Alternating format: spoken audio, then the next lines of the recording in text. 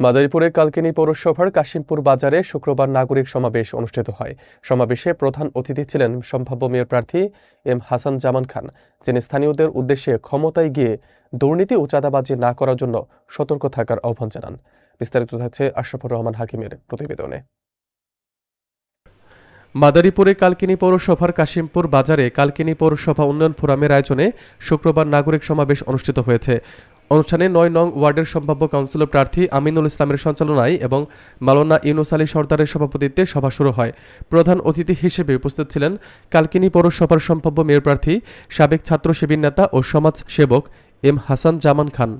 তিনি বক্তৃতায় বলেন, ইসলামপন্থীদের দ্বারা এলাকায় কেউ আক্রান্ত বা ক্ষতিগ্রস্ত হয়নি, সম্পদ লুণ্ঠন বা চাঁদাবাজি হয়নি এবং স্থানীয়রা এর সরাসরি সাক্ষী।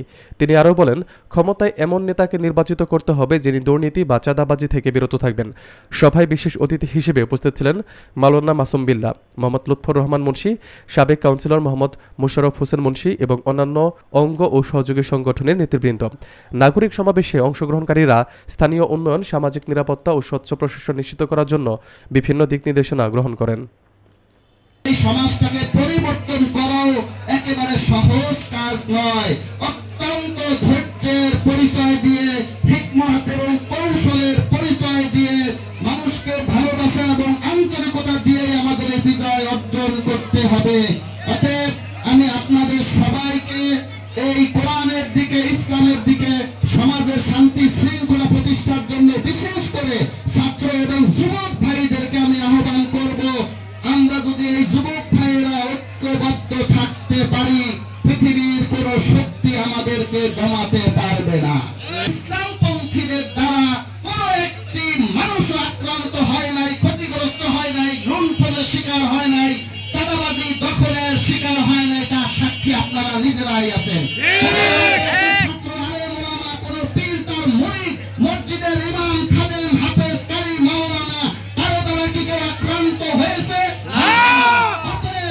আগামী দিনেও এভাবে ইসলামের ছায়াতলে, আমরা সুশীতল ছায়াতলে থেকে যদি আমরা সমাজ নির্মাণ করতে পারি, তাহলে সুখে শান্তিতে নিরাপত্তায় থাকতে পারবে, যার যার অধিকার ফিরে পাবে। শান্তিপূর্ণভাবে মানুষ বসবাস করতে চায়, অশান্তি মানুষ চায় না।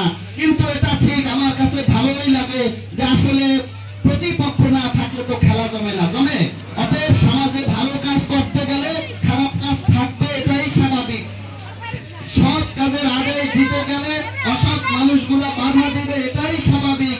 অতএব সেটাকে ভয় না পেয়ে আল্লাহকে এবং রাসূলকে ভালোবেসে আমাদেরকে ঐক্যবদ্ধ হতে হবে।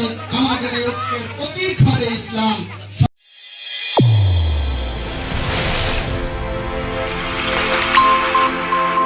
চ্যানেল A1 হৃদয়ের স্পন্দন।